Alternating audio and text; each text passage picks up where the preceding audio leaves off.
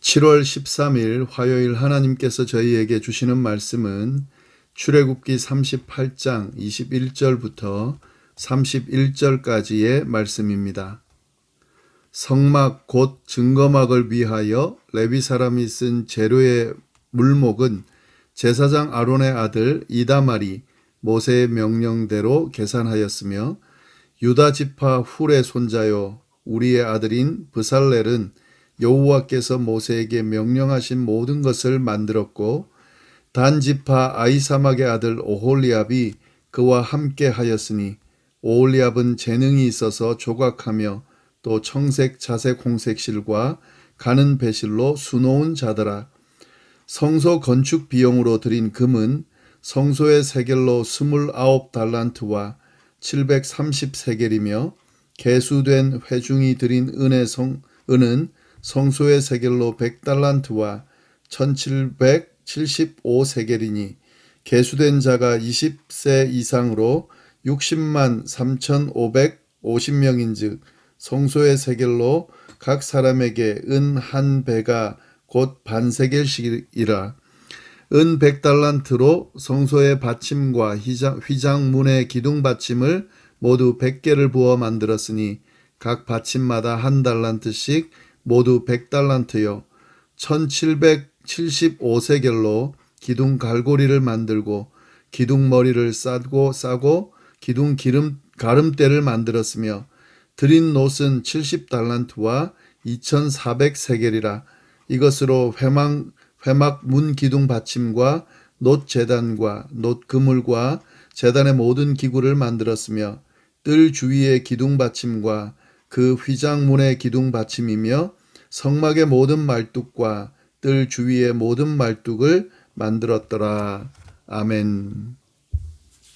오늘 본문 전까지 브살렐과 오홀리압 그리고 익명의 직공들과 함께 성막과 기구들을 제작하는 모든 과정이 마쳐졌습니다. 저희가 주일과 월요일 본문 나누지 않았는데요. 그 전에 증거궤, 덮개, 진설병 상 쭉 만든 내용이 나오고 주일날 성소의 내부에 있는 등잔대, 분향단을 만드는 과정이 언급이 됐고요. 그리고 월요일에 성막에 있는 뜰에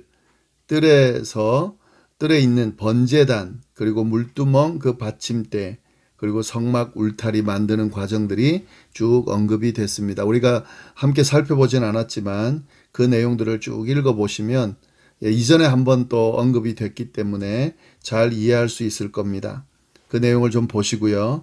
오늘 본문은 그 과정을 마친 이후에 일어난 일에 대해서 간략하게 언급이 되고 있습니다.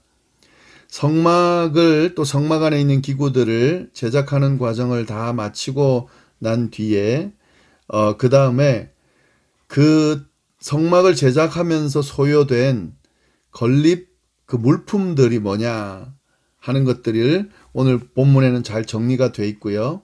그리고 비용이 얼마나 들었는가 하는 내용이 쭉 언급이 돼 있습니다. 그리고 성막 건립을 할 때 총괄했던 사람들 또 그런 내용들, 그런 사람에 대한 내용도 쭉 나옵니다. 브살렐과 오홀리압에 대한 내용도 쭉 나옵니다. 말씀을 좀 보시면은요. 21절 성막 곧 증거막을 위하여 레위 사람이 쓴 재료의 물목은 제사장 아론의 아들 이다말이 모세의 명령대로 계산하였다. 여기서 우리가 한 가지 짚고 넘어가야 될 내용은요.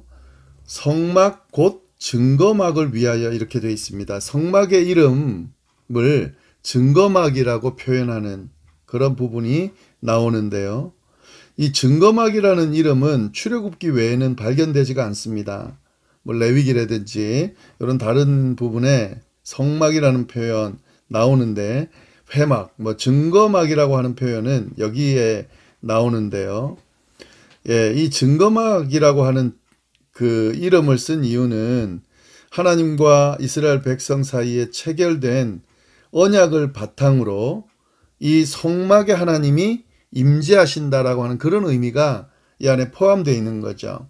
그러니까 그 의미를 이름으로 아예 표현을 해 놓은 겁니다. 증거궤다. 궤인데 증거궤잖아요. 예, 그 궤 안에 하나님과 이스라엘 사이에 맺어진 언약의 증표인 십계명이 새겨진 두 돌판이 그 안에 담기기 때문에 그 궤를 증거궤다 이렇게 이야기를 하는 것처럼 회막도 마찬가지입니다. 증거막이다 이런 표현을 쓰는 이유는 하나님과 이스라엘 사이에 이 언약이 맺어지고 하나님이 그 성막에 임재하신다라고 하는 의미가 있기 때문에 이 증거막이라는 표현을 쓴다 하는 거죠. 그 부분도 좀 기억해 두시면 좋을 것 같고요. 그리고 이 증거막, 그러니까 성막을 만들면서 썼던 재료의 목록, 물목에 대해서 계산을 했는데 누가 했냐면 이다말이라고 하는 사람이 했습니다. 예, 쭉 성막 건립에 소요된 물자들 목록과 명세서를 이 이다말이 작성을 했는데요. 이 사람은 레위 사람이면서 아론의 아들입니다. 예, 아론의 넷째 아들이에요. 아론은 나답, 아비우, 엘르아살, 이다말 이렇게 네 아들이 있었는데 그 넷째 아들이 바로 이다말입니다. 여호와를 섬기는 제사장의 직분을 아론뿐만 아니라 그의 아들들이 맡게 됐는데 그 중에 하나가 이다말이다 하는 거죠. 이 이다말이 성막 건립에 소요된 물자들의 목록과 명서서를 작성했다 하는 내용이 쭉 나오고요. 그 다음에 어떤 내용이 나오냐면 이 브살렐과 오홀리압 성막 제작에 책임을 맡았던 사람에 대해서 다시 한번 언급하고 있습니다. 이 두 사람의 이름은 여러 번 언급이 되는데요. 이미 그 성막을 짓기 전에 모세에게 하나님이 성막 지으라고 지침을 내리실 때 그때 이 두 사람을 아예 하나님이 세우셨어요. 그리고 이 사람들을 통해서 성막을 건축해라 라고 지시를 하셨습니다. 그리고 이 사람을 통해서 친히 진짜 성막이 지어지게 되고요. 그러니까 이 사람들의 수고에 대한 일종의 위로 같은 거죠. 이 사람들의 이름이 언급이 돼 있다는 것은 이 사람들의 리더십, 이 사람들을 통해 어떤 이 성막 짓는 과정이 진행되었다라고 하는 사실에 대해서 성경이 언급해주고 있는 거죠. 물론 모든 사람들이 다 참여했지만, 많은 사람들이 참여했지만, 특별히 이 브살렐과 오홀리압을 중심으로 이 성막이 지어졌다라고 하는 것을 성경이 지금 강조하고 있습니다. 그러면서 이 사람들을 다시 언급을 하면서 출신이 어딘지, 유다지파 훌의 손자고 우리의 아들이다 라고 하는 것, 또 이게 브살렐이고 단지파 아이사막의 아들이 오홀리압이다 라고 하는 이야기도 언급을 하고, 그 다음에 이 사람들이 재능이 있었다 라고 하는 내용, 그 내용을 쭉 이야기를 하고 있습니다. 이 사람들이 원래 재능이 있었지만 기억해야 될 것은 하나님의 영이 함께 하셔서 이들에게 능력과 지혜를 주셨기 때문에 이 일을 감당할 수 있었다라고 하는 사실도 우리가 함께 기억을 할 필요가 있겠습니다. 네, 그리고 어떤 내용이 이어서 나오냐면 이 성소 건축에 들어간 비용을 쭉 이야기를 합니다. 24절부터 31절까지 이 성막 건축에 어느 정도의 비용이 들어갔는지 그게 쭉 계산하는 내용이 나와요. 엄청나게 많은 양이 들어갔습니다. 금과 은, 놋이 엄청나게 들어갔는데 그것을 쭉 이야기를 하고 있어요. 금은 모두 29달란트 733겔이 들었습니다. 이 약 1000kg 정도 되는 건데요. 그렇게 들었고, 은은 100달란트 1775세겔이 들었다. 이걸 계산을 하면 3420kg 정도 됩니다. 놋은 70달란트 2400세겔이 들었는데 이것은 한 2400kg 정도 됩니다. 그러니까 금이 1000kg, 은이 3420kg, 놋이 2400kg가 이 성막을 만드는데 들었다라고 하는 거죠. 그걸 쭉 언급을 했는데, 사실은 이 성막에 든 이 양이, 재료의 양이 엄청나다라고 하는 걸 왜 기록했을까? 이 양은요, 이 재료의 양은 이스라엘 백성들이 바친 거예요. 그리고 자발적으로 바친 예물입니다. 이 예물의 양이 이렇다는 거예요. 예, 이것은 하나님께서 이들에게 복을 주셨다 하는 의미도 이 안에 포함되어 있고요.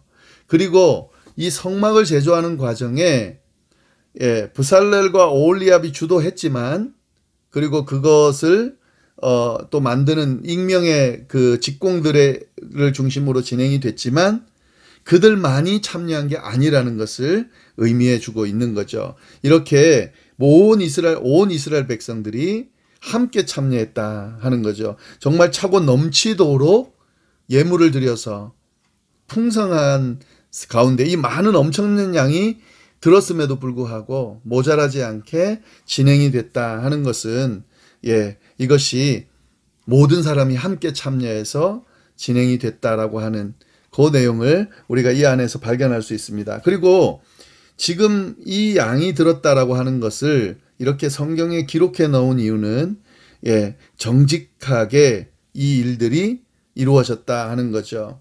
이거 뭐 여기서 속이거나 뭐 어떻게 뭐 이렇게 뒤로 빼거나 하는 그런 게 없이 이 내용이 정확하게 들었다라고 하는 것을 구체적으로 언급하면서, 아까 말씀드린 그런 의미, 차고 넘치는 은혜가 있었다는 거, 그리고 모든 사람이 참여했다는 거, 그리고 하나님께서 명령하신 대로 정직하게 순종하며 이루어졌다 하는 것이 오늘 이 본문 안에서 우리가 발견할 수 있는 어떤 깨달음입니다.